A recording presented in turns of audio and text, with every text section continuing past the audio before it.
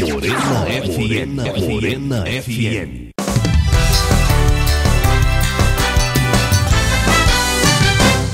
Mesa pra dois. Essa aqui. Boa tarde, estamos aqui com Mesa para Dois. Hoje para 3. Beto chegou atrasado, mas chegou. E aqui é o seguinte, gente. Hoje o Mesa para Dois é pra gente lembrar uma coisa que, modéstia à parte, a gente fez história no rádio. Porque há 30 anos atrás, em 21 de setembro de 1991, a Morena FM se tornava a primeira rádio do Brasil e das Américas a só ter som digital, tanto nas músicas como nos comerciais. Foi uma luta grande e, para você ter uma ideia de por que isso é um marco, levou 2 anos para alguma outra rádio do Brasil ficar 100% digital em música, que foi a Manchete de São Paulo. Então hoje eu trouxe aqui Paulo Vicente, que acompanhou todo esse processo, e Beto Leite, que também participou do anúncio oficial, porque a gente fez um negócio que a gente lembra daqui a pouco, né? Sim, claro. Mas eu queria começar, Paulo, te perguntando o seguinte: você lembra como era usando LP e fita cassete e a dificuldade da transição, não? Tinha uma dificuldade que era normal. Boa tarde, ouvintes da Morena FM, boa tarde, Marcel, boa tarde, Paulinho, boa tarde, Beto, que era normal diante da logística do que se tinha na época, né? Era uma dificuldade, mas a Morena, mesmo com a existência dessa dificuldade, ela sempre teve o diferencial. Ela sempre prezou por estar sempre comprando produtos de qualidade, né? Aparelhos que tecnologicamente já tinham um certo avanço. Então, como eu vinha de uma outra rádio, da Musical FM, e chegando aqui na rádio eu senti essa diferença muito grande, que terminava facilitando um tanto quanto o nosso trabalho. Você fala dos toca-discos, toca LP, né? E das caceteiras. Das caceteiras, né? A caceteira que deixava o dedo da gente quando você não tinha uma prática, né? Um pouco estragado. A caceteira foi um grande avanço, gente. Pra quem não sabe, existia um troço chamado fita cassete. E a caceteira era uma fita cassete mais turbinada pra rádio. Era um avanço. Só que também dava dor de cabeça toda hora, né? Dava muita dor de cabeça. Às vezes não havia a inserção desse material, então você tinha que tirar e novamente introduzir. Botar de novo, machucava o dedo. Machucava o dedo, era uma prática que você pegava com o tempo, mas de qualquer maneira também existia, com o passar do tempo, esse tiro e bota, o desgaste do equipamento. Sim, também. Aí onde entrava o trabalho do nosso técnico. E lembrando que a gente sempre foi 24 horas ao vivo. Isso, é um uso, né?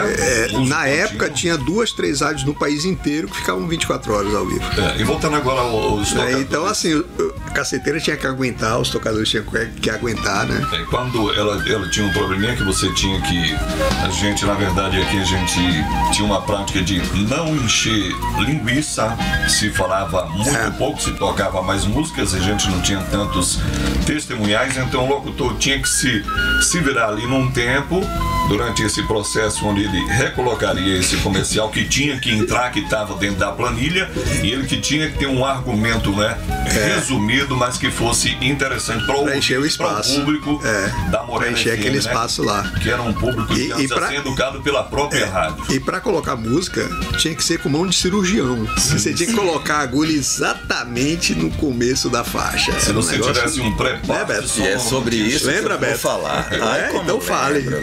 Fale, você lembra, né? Boa tarde, Marcel, boa tarde, Paulo Vicente, boa tarde, Paulinho Brito, boa tarde, os ouvintes da Rádio Morena FM. Lembre como lembro. E você tocou aí num ponto que eu ia falar justamente. Eu cheguei na rádio em 88, novembro de 88, né? E para eu ter aquela facilidade com o LP de colocar a agulha no ponto certo, milimétrico, gente, no início da música, na mão, certo? Isso aí foi demais pra mim. Eu nunca havia trabalhado em rádio. Meu pai sim, né? Claro. Sim, seu pai sim, que a gente já vai falar dele aqui. E eu cheguei em rádio aos 25 anos. Eu cheguei na Morena aos 25 anos. Então foi uma dificuldade pra eu aprender isso. Aprendi, né? E lembro até hoje, quando eu levantei as mãos para o céu e disse: chegou o CD, não vou precisar colocar a agulha Demora mais um pouquinho de chegar. Só disso já foi um avanço. Foi um avanço. Essa enorme. questão também tinha um momento que a gente tinha necessidade de fazer chamadas mixagens, não é? E também o manuseio, até o manuseio do. O manuseio do LP, do bolachão. O LP era um disco de 20 e poucos centímetros de largura, de vinil. Ele entortava se você descuidasse, ele arranhava fácil, ele podia quebrar.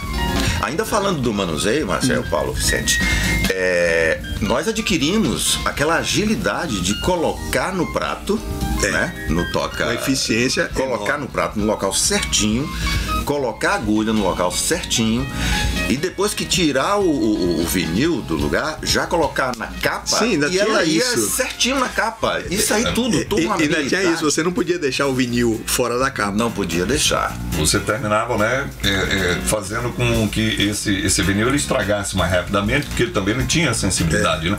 Nessa relação do toque, nessa relação da introdução. Agora imagine, você vai tocar 3 músicas em sequência. Você tem que tirar o LP de uma capa, colocar ele, botar a agulha certinho no lugar. Assim que terminar a música, você tem que acionar o outro LP, pegar o primeiro, colocar na capa. E se alguém um negócio, depois era coisa LP, de circo. Alguém visse depois o LP fora da capa, né? Lógico. Esse alguém tá bem puxava a orelha aqui. Puxava a orelha. Ele vê, inclusive, Beto tem uma orelha maior que a outra, de tanto que eu puxei na época. Você vê que nesse processo, principalmente quando você está iniciando em rádio, como você falou naquela época, né, do LP, não era só a questão de colocar a música no ponto, a agulha no ponto certo, até a introdução. Desse disco ali naquele orifício do disco, naquela ponteira que esperava. Às vezes você perdia um pouquinho do tempo, ficava bamboleando o vinil pra lá e pra cá até. Não, o vinil era um atraso de vida, pelo amor de Deus. Agora depois que chegou o CD que a gente percebeu o tamanho. A gente voltando aqui, a gente estava na sala junto com o Paulinho agora há pouco e eu cheguei a imaginar, vi uma fotografia ali naquele momento do que eram os tocadores de LP que nós tínhamos, que eram muito bons, eram profissionais, eram equipamentos profissionais de ponta, os melhores que tinham no país na época. Eram equipamentos, sim, de ponta, de alta qualidade, né? De alta qualidade, até as caceteiras, né?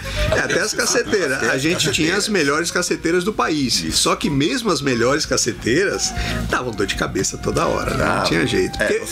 Você tinha que enfileirar os cassetes. Quem já usou uma fita cassete sabe que aquele troço embola, sai do lugar, fica folgado. Então, é assim, né? Houve tudo isso, todo esse caminho até chegar ao CD. O que eu ficava um pouco revoltado é que eu queria iniciar a rádio com CD desde o primeiro dia.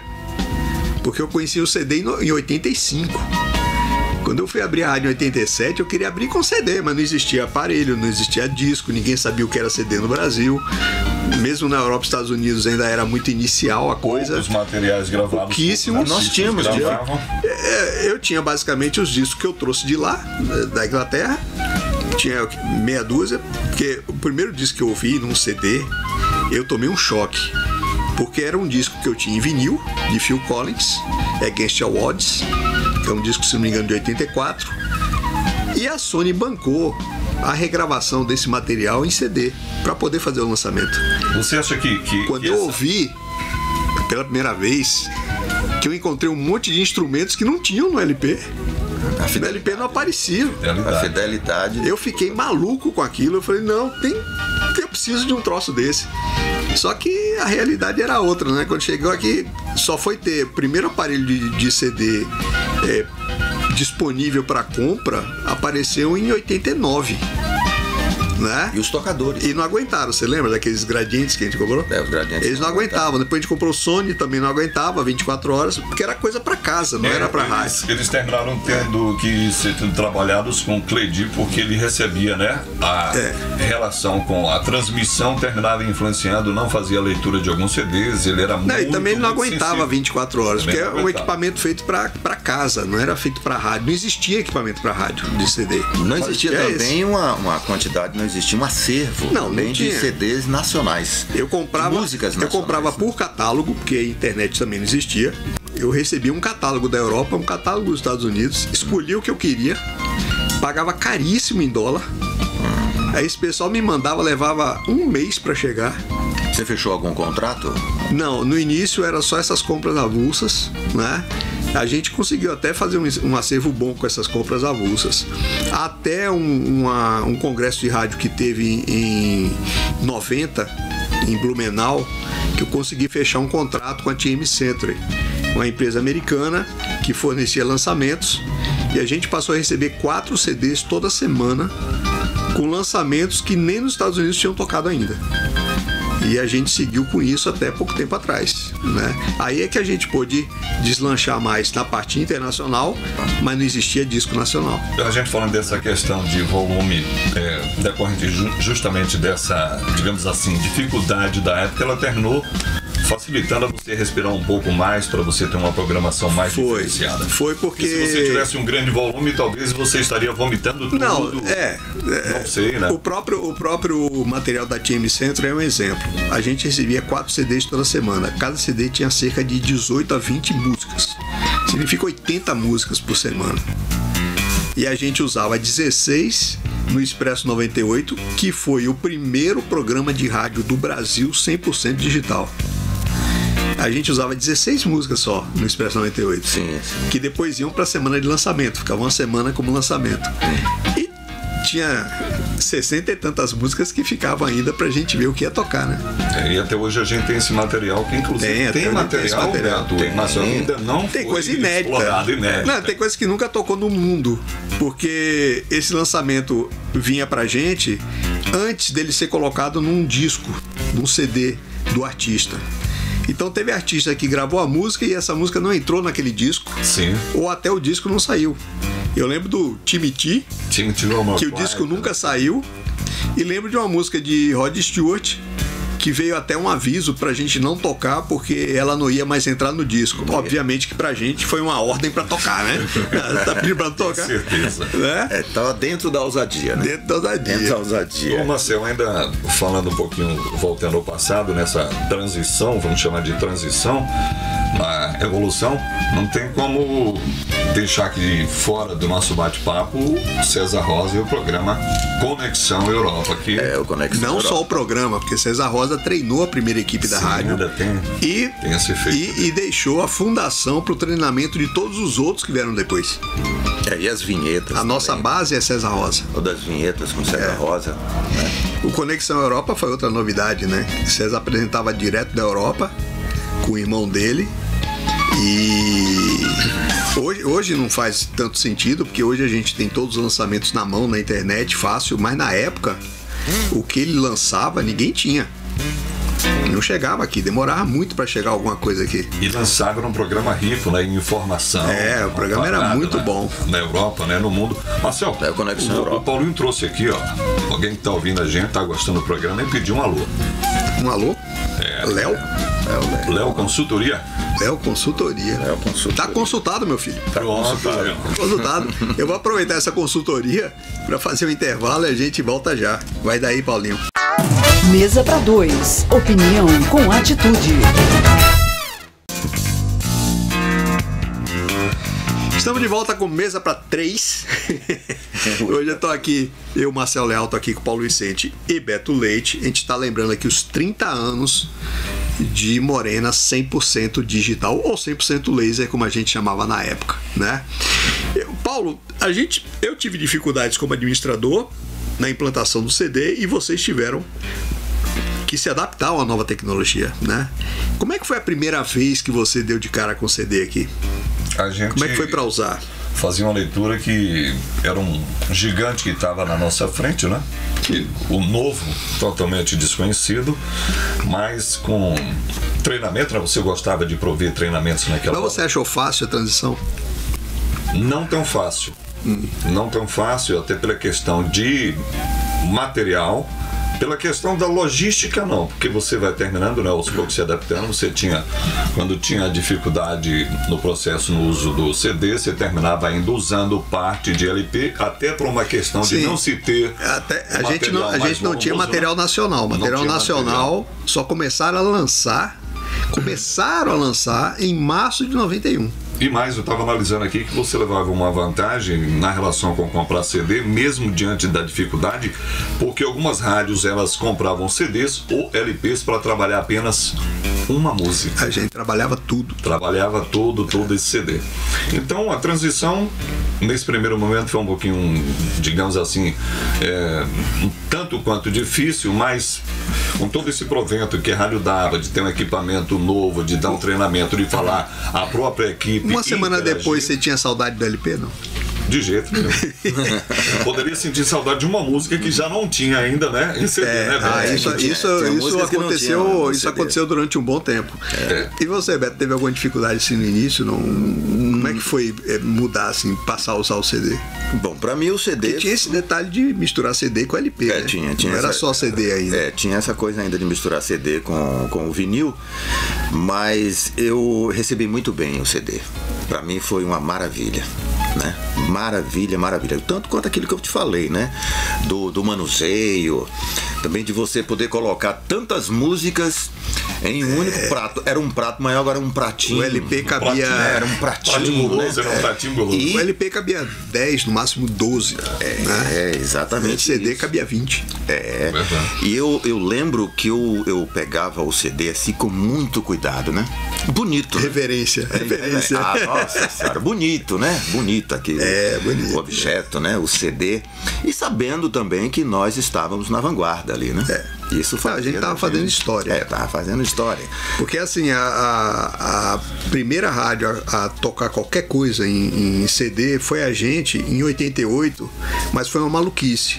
Eu peguei um tocador portátil que eu tinha trazido de lá, peguei um especial de 4 horas sobre os Beatles, todo em inglês, que eu tinha ganho de um cara da BBC, e a gente colocou isso no ar aqui no Natal de 88. Um troço totalmente maluco, né? Tudo em inglês. A primeira aparição do CD no Brasil foi essa. Agora, a partir do Expresso 98, em dezembro de 1990, aí foi o primeiro programa do Brasil 100% digital, né? E a partir daí a gente começou a colocar os lançamentos, a usar o internacional na programação. O Marcel. E o nacional ficou faltando. Só a partir de março de 91 que começou a pipocar assim, um ou outro lançamento já vinha com opção em CD, né? O Marcel, e você pensou também na toda aquela logística de estrutura de estúdio para colocar CDs? Como é que foi tudo isso aí? Veio junto ou depois? Não, você falou assim, o maior problema que eu tive... A ficha caiu, você falou assim, sim. A ficha caiu depois. A primeira coisa que eu percebi, quando a gente já tinha juntado alguns CDs, foi... Caramba, precisa de um armário para colocar isso no estúdio para o locutor ter fácil acesso. Onde é que tem armário para CD? Não existe, ninguém conhecia CD.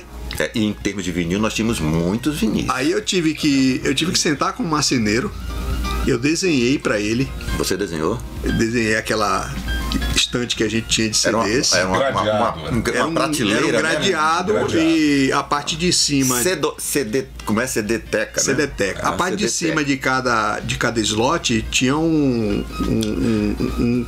corte para poder você colocar o dedo e puxar o CD. O CD. Mas assim...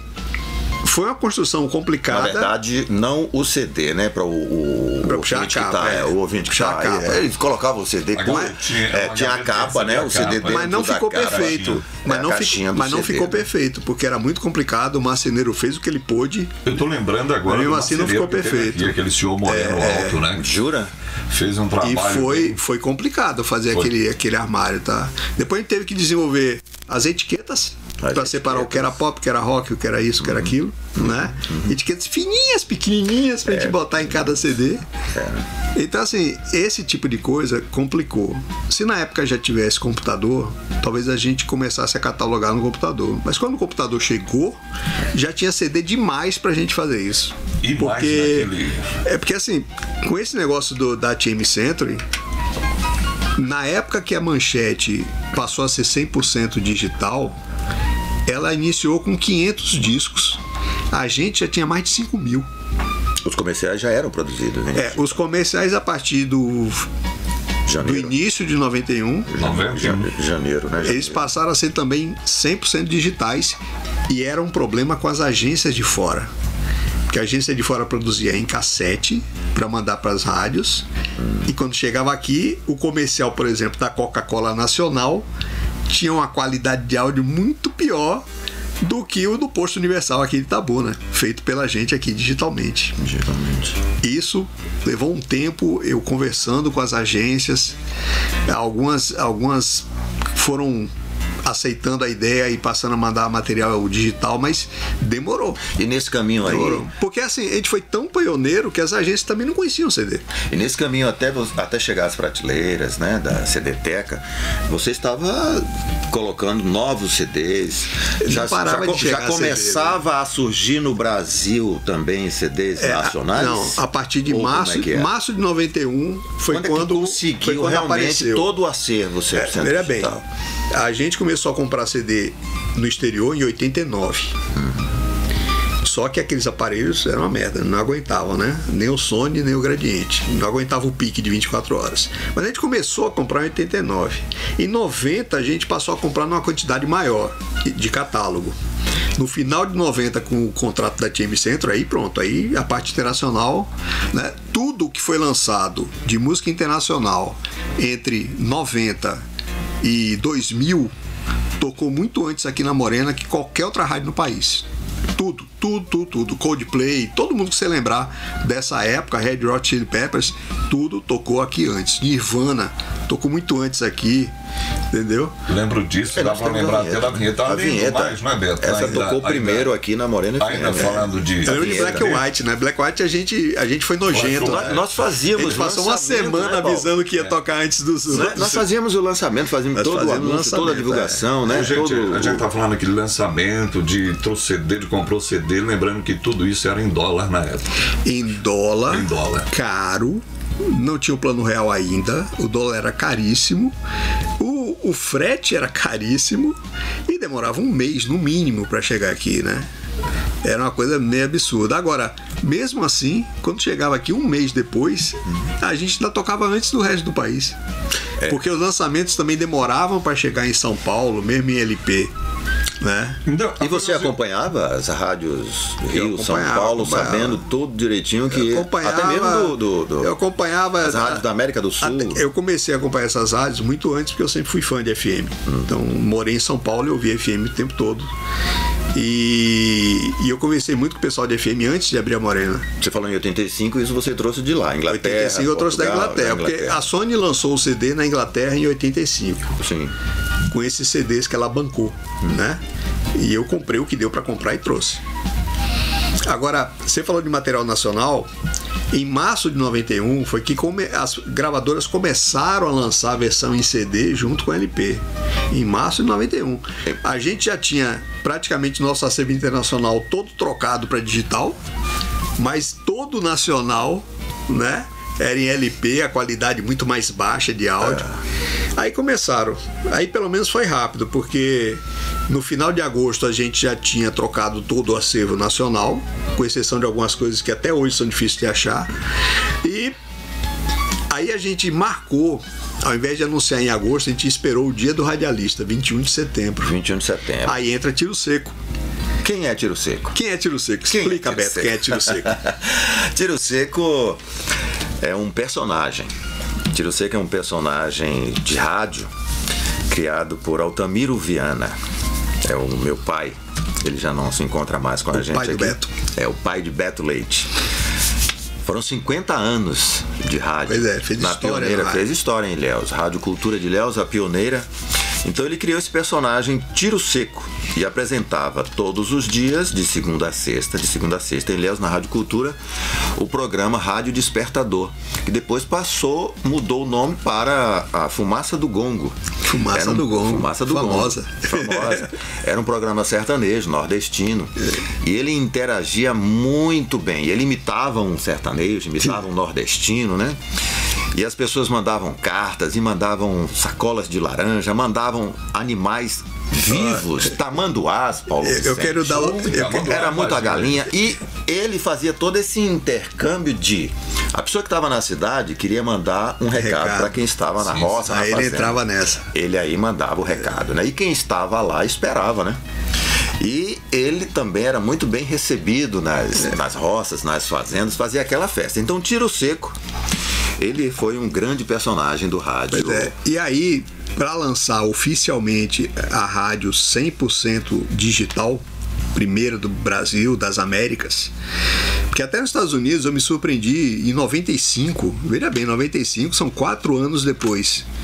Eu fui visitar a principal rádio de Los Angeles e os caras ainda usavam caceteira, usavam CD, mas eles pegavam a música do CD, passavam para caceteira e no ar usava a caceteira.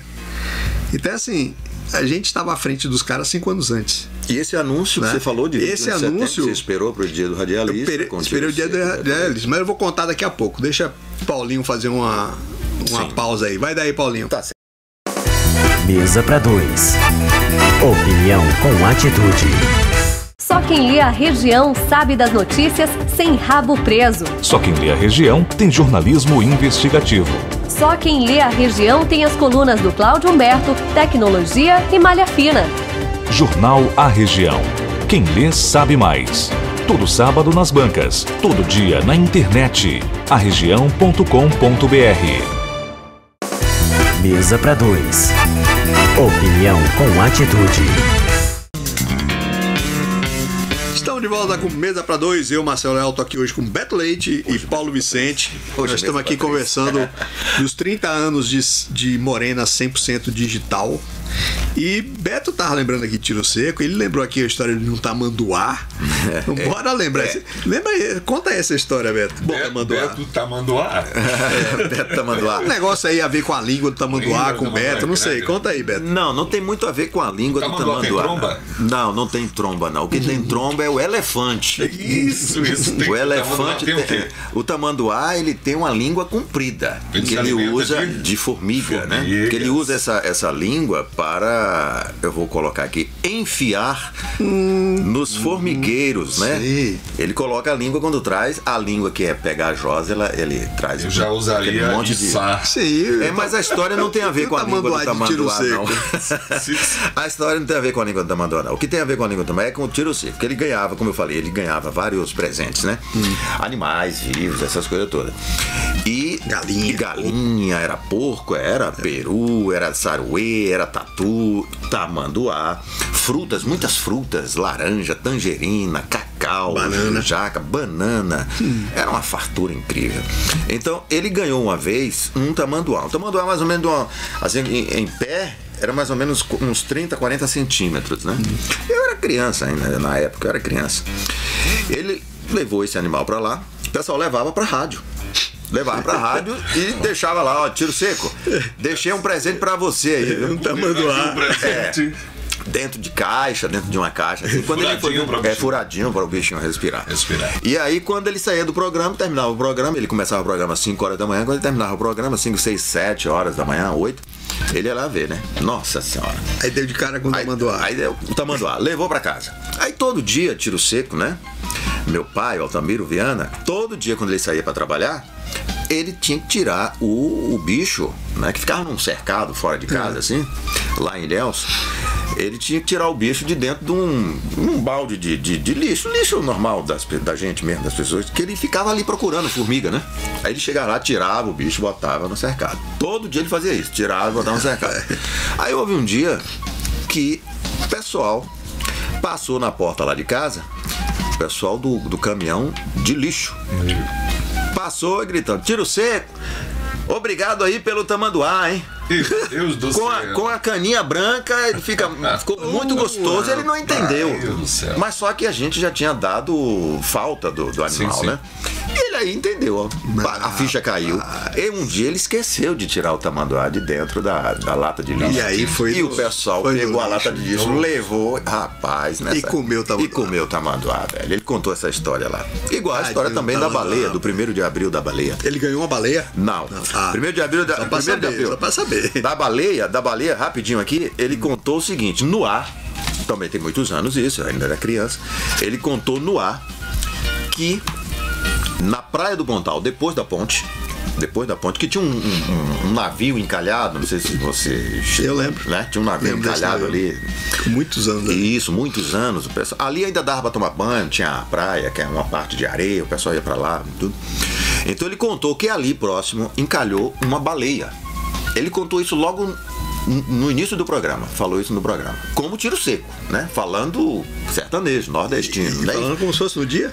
Que nem o Orson Welles, né? O Orson é a Guerra dos Mundos, né? Tem uma baleia encalhada lá. Baleia encalhou a baleia na praia do Pontal. Não é aquela que era secretária de Itabuna, é outra. Sim.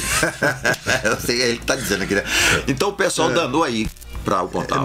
E aquele mundaréu de gente, Paulo Marcelo. E cadê a baleia? Cadê Meu a Paulo baleia? Brito?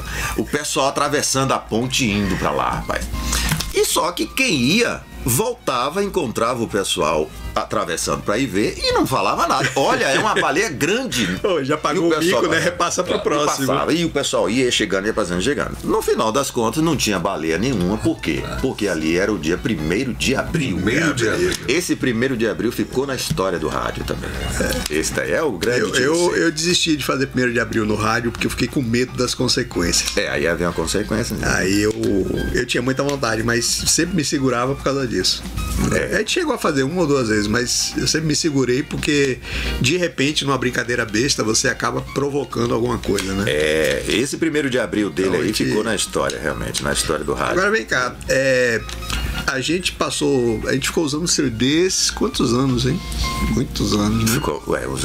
Usamos muito tempo, viu, o CD. Foi bastante tempo o CD. Foi recentemente que nós estamos trabalhando com o computador, né? Você naturalmente gosta mais de usar o computador do que no CD, né? A gente viveu também um bom tempo cobrando o computador. Você lembra disso? Sim, né? cobrando. Só que gostamos do vinil, adoramos o CD. O CD. E aí nós veneramos agora o computador, né?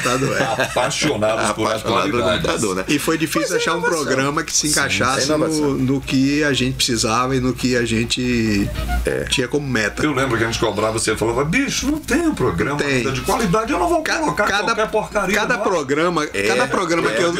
Cada programa que eu testava tinha um problema. Eu lembro de um, por exemplo, que ele não tocava MP3 com 320 kbps, que é a qualidade necessária que você precisa ter para rádio. Ele só tocava de 32 ou 64. Então assim, é uma maluquice. Por que você está fazendo um programa que só consegue tocar um MP3 ruim? Nunca entendi isso. Então cada um tinha um problema, até que eu descobri o Radio Boss, que é um programa americano, que inclusive eu fiquei muito feliz porque o dono da empresa, ele é um cara muito aberto. Você tira dúvida, você manda mensagem, o cara responde na mesma hora, entendeu? Não é assim, você falando com a empresa gigantesca que ninguém responde nada. Manda sugestão, o cara adota a sugestão, entendeu? Estuda a sugestão. É uma empresa bem legal. Assim. Marcel, dessa verticalização no que se refere à tecnologia, a gente deu um pulinho, né? A gente não falou do MD. É verdade, a gente pulou o MD. O próprio Digicart. Não, o Digicart a gente precisa falar. Precisa falar. Instant Replay, esses aparelhos que a gente tem o Digicart de tecnologia da época. O Digicart, o Instant Replay foram fundamentais pra gente aqui na parte dos comerciais. Porque o que acontecia? A gente vinha com uma música de altíssima qualidade em CD, aí entrava o comercial em caceteira, qualidade lá embaixo. Ficava esse degrau, esse buraco, né? Aí eu consegui descobrir também, é o mesmo caso, tinha testado vários aparelhos e nenhum resolvia. Até que eu descobri o Digicart.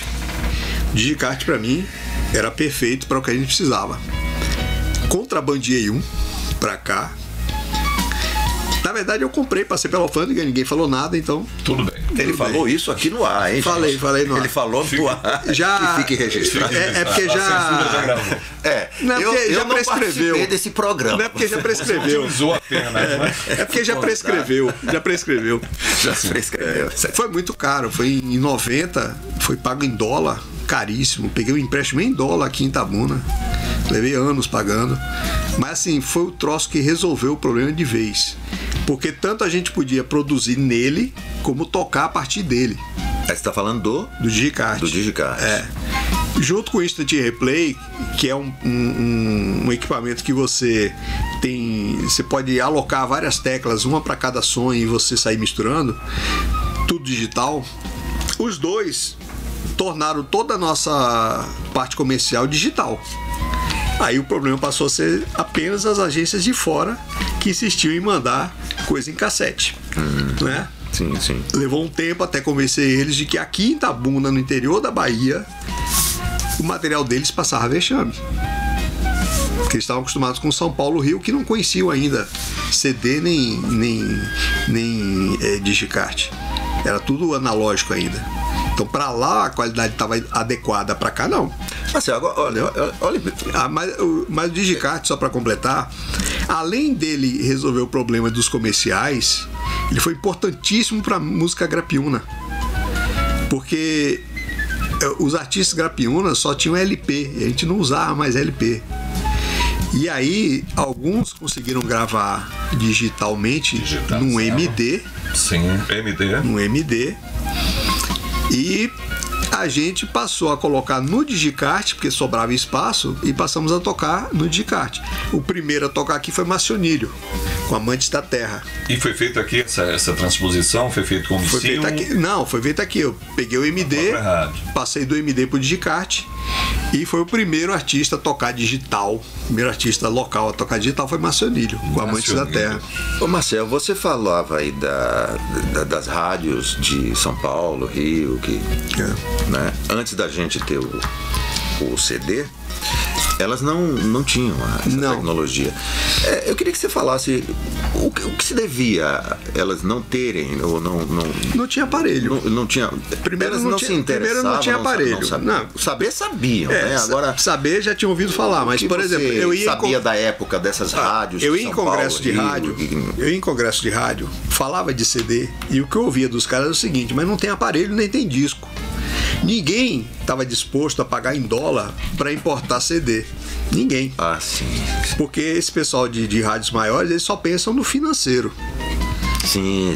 O problema deles é o financeiro. O nosso não. O nosso é a nossa ideologia de programação, nossa vontade de ter um troço de qualidade. Eles não. Neles é o financeiro. É tipo assim, depois custa caro para trazer o CD, a gente não vai trazer. Porque com o LP a gente continua faturando. Mas a gente chegou também aquele período do CD promocional que os artistas mandavam. Sim, mas aí foi bem depois. Me faz lembrar aquele Garoto Safada com Wesley Safadão teve aqui, deixou 5.000 CDs. Você lembra disso? No caso desses CDs promocionados que você falou aí, Paulo, aí já foi muito adiante. Foi muito adiante. É tipo assim, eu meio que dizer assim. A verdade é que ninguém queria gastar caro para importar CD se o faturamento ia continuar o mesmo. Quando o Rio São Paulo, eles viram que a Morena deu certo. Aí quando a coisa foi inevitável, não tinha jeito. A Manchete, por exemplo, a Manchete já sabia que a gente estava digital desde 91. Porque eu fui no Congresso de Rádio em 92 e lá se comentou muito isso, da Morena estar 100% digital. Foi muito comentado. E a Manchete falou lá no Congresso que tinha um projeto para também aderir ao CD. Só que levou até 93. Em 93 que eles... Depois que a Manchete inaugurou em CD, aí os outros tiveram que ir atrás. Porque a Manchete estava em São Paulo, que é o principal polo de rádio. E era uma tendência, né, normal do processo. E aí ficou aquela falação, né? Como é que só a Manchete tem? Aí as outras tiveram que correr atrás. Não teve jeito. Mesmo assim, até perto de 2000... a maioria das rádios ainda tinha só uma parte em CD. E eu queria até, por curiosidade, e acho que o ouvinte também, como é que surgiu o nome Morena? Rapaz, por incrível que pareça, como é que surgiu? É um nome muito bom. No avião. No avião? No avião. Foi o quê? Uma morena? Não, assim, eu sempre fui muito praieiro aqui. Eu vivia na praia, lá na Batuba, geralmente. Era, né? Aí fui morar em São Paulo. Já peguei menos praia. Descia pro litoral de vez em quando, mas não com essa constância. Aí fui passar um ano em Londres. Aí não tem praia. Não tem praia. Né? Tem sol. A primavera lá é a melhor estação do mundo. O meu clima ideal é o clima da primavera em Londres, que é assim, céu azul, sol direto e 16 graus. Temperatura ótima. Não dá praia. É o clima dos meus sonhos. Mas assim, esse sol não queima. Então eu passei um ano lá e antes de eu voltar, eu me olhei no espelho de repente e vi como eu tava branco. Eu sou branco, mas eu não tava branco, eu tava transparente, eu tava parecendo uma lagartixa dessas de casa que você vê que são meio transparentes, sabe? E eu fiquei com isso na cabeça. A rádio ia chamar Tropical. Tropical? Aí no avião, eu ainda encucado com esse negócio dessa brancura absurda, né? E aí eu lembrei também que faz tempo que eu não via ninguém bronzeado. Vamos chegar Porque lá em Londres você vê muita gente que é morena, gente que é negra, mas você não vê gente bronzeada. Entendeu? O cara é moreno de natural e não de bronze. Aí uma hora qualquer lá durante o voo, no meio da madrugada, em cima do Oceano Atlântico, eu falei, pô, até que enfim eu vou voltar a ver gente morena por aí. E aí eu parei e falei, rapaz, morena é um bom nome pra rádio. Quando eu desci aqui, a rádio já tinha virado morena. Foi assim. Tá vendo? Por causa da brancura de lagartixa. Por causa da brancura de lagartixa. Brancura de O que não lagartixa, faz uma lagartixa, né? Não, mas eu me impressionei, velho. Dá um nome é uma rádio, né?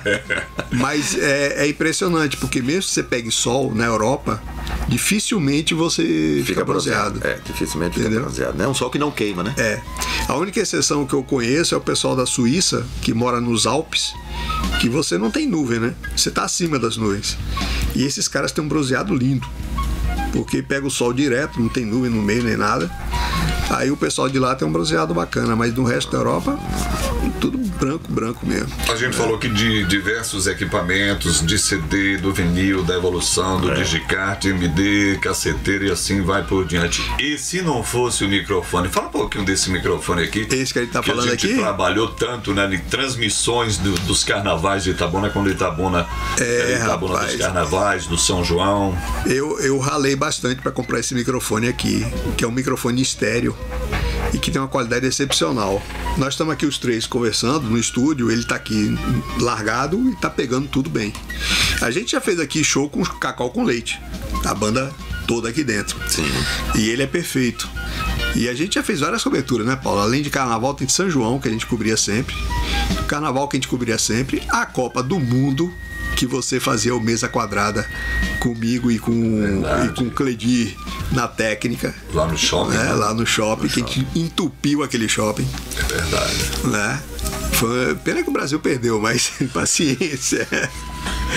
Mas pelo menos no Mesa Quadrada a gente falava a verdade, né? Você ligava na Globo, os caras estavam endeusando a seleção e a gente aqui, rapaz, o cara tá jogando mal, por que vai escalar esse sujeito? Não, tem que tirar. E interessante que o Mesa Quadrada, já que anteriormente a gente estava aqui vislumbrando a possibilidade de um certo programa, me fez lembrar que não vai ser uma coisa tão difícil assim, não. Não, difícil não é não. Se a gente lembrar do Mesa Quadrada... É verdade. Né? Dá pra fazer. Agora, me diga uma coisa, vocês sentem falta de alguma coisa do CD? Falta de alguma coisa do CD? Peraí, não responda agora não, que o Paulo Brito queria encerrar, mas não vou encerrar. Vou fazer um bloco a mais, que já virou uma tradição aqui. Vai daí, Paulinho. Mesa para dois. Estamos de volta com Mesa para dois, hoje para três. Estou aqui eu, Marcelo Leal, Paulo Vicente e Beto Leite, né? Os dois que participaram desde o início da transição de LP e caceteira para Digicart e CD, depois para MD, depois para computador, né? E a gente estava aqui comentando toda essa transição, porque se você for ver, 30 anos não é um período tão grande assim. Tanto que o computador só existe comercialmente de 92, 93 para cá, né? O celular dos anos 2000 para cá. Então assim, essa foi uma revolução. Tudo muito recente. A internet chegou aqui em 96. Foi uma revolução. Foi uma revolução. Foi uma revolução. Quando a gente fala de 30 anos, parece muito, mas não é não. Foi uma revolução no estúdio, né, Paulo? Verdade. Um volume de anos no rádio e no estúdio. Que hoje, Beto, Paulinho, Marcel e ouvintes, a gente tem também uma questão do grande volume de CDs, material físico que se encontra numa sala.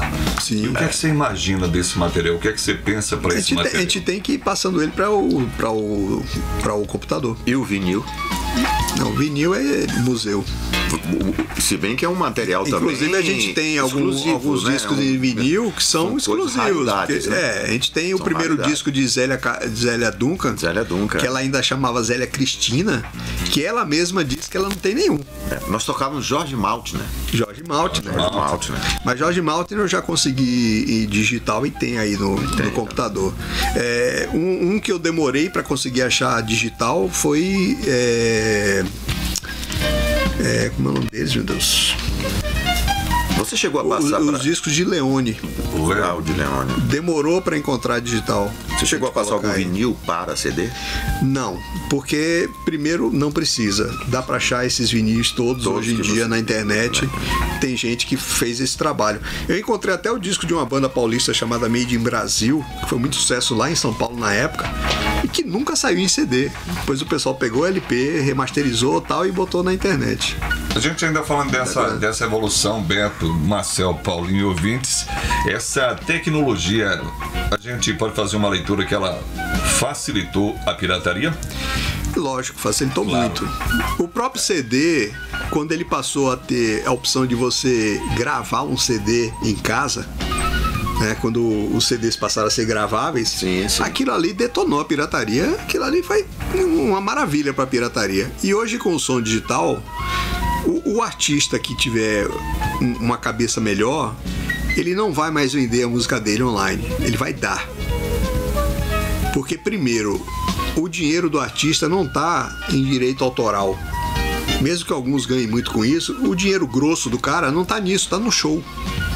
Que ele ganha 30 mil para tocar 1 hora e ir embora para casa. Então, por exemplo, o Coldplay tem lançado as coisas dele de graça. Várias bandas estão começando a colocar o material de graça na internet, porque eles sabem que o dinheiro deles está no show. Agora o cara tenta cobrar na internet, no dia seguinte o pirata já espalhou o material dele. Entendeu? Depois dessa facilidade de você conseguir a música. Deixa eu perguntar um negócio aqui, porque internet. Comigo aconteceu isso com um disco. Vocês ainda lembram de uma música específica, de um disco, de um CD específico pelo número de uma música que você tinha, que você gostava de tocar, que você lembra do número do CD, não? Eu vou chutar 0043A Tinti. Esse aqui é um chute. Timiti, eu acho que é por aí. Eu nunca esqueci o 917A, que tem uma música de George Michael com Elton John cantando Don't Let the Sun Go Down on Me. 917A. Esse eu não esqueci. Você lembra de algum? Ele tá bem adiante, né? Bem adiante. Veio muito atrás. Deixa-me ver aqui. Eu lembro, acho que era o 00. Acho que era 52. Isso nós estamos falando, viu, gente, de mais de 5 mil CDs. E a gente lembrar de um específico assim no meio. E esses são os famosos hit discs. Os famosos hit discs. Comprados a preço, né, de mercado do dólar da época. Que até hoje são a base do Expresso 98. Kid de Abelha. Kid de Abelha? Kid de Abelha não era. Eu lembro das músicas do Kid de Abelha. Kid de Abelha também não foi fácil achar em CD, não. Você lembra de Séfora Fernanda? Séfora foi no Digicart. Séfora foi no Digicart, mas depois ela mandou material também. Inclusive, quem estourou no Digicart foi o Cacau com Leite. Cacau com Leite. Tanto Vim como Volte Logo não tocaram em CD, tocaram no Digicart. Muito tempo depois é que foram lançados em CD. O CD não existia ainda, do Cacau, o CD do Cacau, no caso. Ela incentivou, na verdade, né, essa busca, essa divulgação, incentivou o artista a buscar, né, a estar tendo essa oportunidade de estar sendo E a gente teve essa dobradinha com o Missinho no MM Studio, né? Muita coisa foi gravada lá, veio pra cá pra tocar. Depois a TV também comprou essa ideia. Pois é, e a gente sempre abriu as portas pro artista regional, né? O que parece, Marcel. O Digicart ajudou muito nisso. O que parece. O cara não tinha CD nem nada, mas tinha digital. O que parece, Marcel, Paulinho, Paulo Brito, ouvintes, é que a adaptação ao novo, a Rádio Morena FM, acho que o novo se adaptou à Rádio Morena FM. Parece isso. Nós estamos sempre à frente. Nós sempre estivemos trazendo as coisas novas para o ouvinte de Itabuna e da região. Falar em coisa nova, uma coisa que me incomoda. 24 horas no ar. Chamego da Morena direto. Programete. Foi invenção nossa. Músicas Notícia de hora em hora. Lançamentos. Notícia de hora em hora foi invenção nossa. Não é? Noticiário próprio em FM foi invenção nossa. O noticiário de FM antes da Morena era o pessoal pegando o jornal do dia anterior e lendo. Era assim, inclusive, nas capitais. A gente ganhou um prêmio uma vez em Salvador por causa disso. Por causa do Jornal das 7. Por causa do Jornal das 7. Que é de 91, se não me engano. O Jornal das 7, aí o Paulo Vicente, ele... Se a gente for pensar, né, de todo esse processo, né, do formato da rádio, uma rádio bem formatada, com grandes programas, e que até hoje aí a gente está, né, sempre marcando na vida dos ouvintes, na vida também de empresários que também terminaram copiando, né? Descobri uma pirataria. Essa formatação. Descobri uma pirataria do Max Metal no norte do Espírito Santo. Max Metal. Eu não lembro qual é a cidade. O cara copiou as vinhetas e tudo. Agora eu gostava muito do Conexão Europa. O Conexão Europa é um programa muito bem feito, até porque César Rosa é um locutor espetacular, né?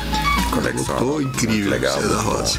Aquela vez que, principalmente naquele tempo que eu estava iniciando no rádio, que eu ouvia, eu no outro dia voltava trabalhando melhor. Não era uma cópia, mas... E aqui eu tenho obrigação de agradecer muito a César Rosa, porque eu fui para São Paulo para encomendar as primeiras vinhetas da rádio. A rádio não tinha vinhetas. E eu não tinha muito dinheiro. A gente gastou muito dinheiro em equipamento. Nós compramos só equipamento de ponta. Então sobrou pouco dinheiro para as vinhetas, que é o que dá a cara da rádio. E César Rosa me conheceu no estúdio onde eu fui encomendar as vinhetas. Ouviu eu falando pro cara que eu só podia comprar, sei lá, 10 vinhetas. Ele veio a mim e falou: Baiano, você tá montando a rádio aonde? Tá bom, né? E, pô, cara, que legal. Como é que é a rádio? Eu falei, 24 horas por dia? Ele, não, 24 horas por dia. Isso. Eu falei, não, eu vou gravar umas vinhetas pra você. O cara entrou no estúdio, gravou acho que umas 30 vinhetas pra gente. 3 vezes o que eu paguei o estúdio lá pra gravar. Isso foi em que ano? 87. E as vinhetas parece que são sempre atualizadas. Cada tempo que passa. Então o César Rosa teve essa generosidade gigantesca com a gente. Aí a gente criou amizade.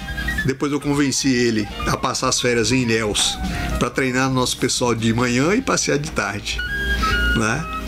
Então, assim, foi um cara fundamental também para Morena. Tinha que lembrar isso aqui. Você pensava numa Rádio Morena assim, Marcelo? Era assim que você... Mais ou menos. Porque, por exemplo, tem uma coisa que está atrasada no Brasil, que é o DAB. O DAB é o seguinte: a Morena é totalmente digital desde 91 até chegar no transmissor. Do transmissor para frente, todas as rádios são analógicas. O sistema digital para esse trecho que vai do transmissor até o seu receptor, ele já era para ter sido adotado no Brasil há pelo menos 10 anos. Pelo menos. Você tem uma ideia, tem 15 anos que na Inglaterra não existe transmissão analógica mais. Todos os países avançaram nisso, menos o Brasil. E é uma coisa que me incomoda, porque dá para fazer muita coisa interessante com essa transmissão digital. Porque como é uma transmissão de dados, passa a ser uma transmissão de dados, eu posso, por exemplo, transferir um programa, um software para o seu computador em casa. Eu posso transferir um vídeo para o seu computador em casa. Eu posso mandar de brinde umas músicas para você em casa. São várias possibilidades. Pela transmissão. Entendeu? E outra coisa, essa transmissão, ela é via dupla. Então a gente pode, por exemplo, fazer um sorteio aqui, o cara se inscrever pelo rádio dele. Acionar uma tecla no rádio dele, tá inscrito aqui pro sorteio. Você acha que isso está distante da gente? Tá distante, porque até hoje é tratado assim, sem pressa nenhuma. Os governos passados se preocuparam em fazer isso com a TV, né? Que a TV, a transmissão dela é digital, mas também não avançaram porque era para ser interativa, não é? O projeto era ser interativo, não é? E no caso do rádio, até hoje estão discutindo qual é o sistema que vão adotar. Entendeu? E já existe um sistema favorito no mundo há muito tempo, e a gente continua aqui esperando. Então, para mim, que sou meio fanático por tecnologia, isso é um troço que me incomoda. Fugindo um pouquinho dessa tecnologia interativa, que seria essa relação direta do ouvinte, do público que acompanha o rádio, a gente volta para o momento real que a gente vive. Mesmo assim, a Rádio Morena tem uma qualidade incomparável, qualidade de áudio. Espero que sim, porque a gente rala para ter isso. O ajuste que a gente fez, por exemplo, no nosso controlador de som, que é um aparelho que vai dentro do transmissor, e cada rádio faz seu ajuste. O ajuste que nós fizemos já foi elogiado pelo fabricante, porque a gente levou muito tempo para ajustar exatamente, para ficar com a melhor qualidade possível. Os próprios fiscais da Anatel sempre elogiaram. Os fiscais da Anatel sempre elogiaram aqui, né? E, por exemplo, quando a gente baixa um arquivo digital para o computador, ele tem que ser em 320 kbps, não pode ser abaixo disso. A não ser que seja uma raridade, a não ser que seja uma coisa muito especial. Essa é uma preocupação importante. Então você tem, por exemplo, qualidade. Tem uma gravação de Mick Jagger com Michael Jackson, que eles fizeram de brincadeira no estúdio. Se tiver com 64K, vale, porque é uma coisa diferente, mas música normal, 320 kbps ou nada, porque isso garante a qualidade, né? 196. Não, 196 quebra o galho se for uma coisa difícil de achar em 320 ou que não dá para achar. Mas 320 é o padrão.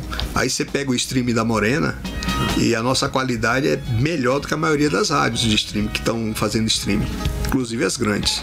Beto, eu vou perguntar para Marcel, e os ouvintes também devem estar perguntando o que é que a gente pode pensar, vislumbrar daqui para frente. Hoje, dia 22 de setembro de 2020. A gente pode... Uma resposta laser. A gente pode ter certeza... Nós podemos ter certeza... Paulinho já deu sinal. Sim. Podemos ter certeza absoluta que amanhã será dia 23. Então essa é a certeza, né? Esperamos estarmos mais uma vez aqui, quem sabe. Eu vou encerrar porque Paulo Brito já está ali tendo um filho, né? E, gente, eu quero agradecer a vocês dois por virem, porque vocês estavam na hora de folga de vocês, né? Todo mundo tem coisas para fazer, ainda mais hoje em dia, com pandemia a gente acaba acumulando tarefas, né? Então eu queria agradecer pelo papo, o papo foi muito bom, como sempre é. E agradecer a você que está ouvindo, seja aqui em Itabuna, seja na China, na Escócia, em qualquer lugar. A gente depois vai transformar isso aqui num podcast e eu coloco de noite na página morenafm.com. Você pode ir lá, vai em podcast, você vai achar. Para quem pegou pela metade, quem quiser ouvir todo, ok? Ok. Então ficamos por aqui. Beleza. E Paulo Brito vai daí. Tchau, valeu, galera. Abraço, valeu, galera. Um abraço, tchau. Morena FM.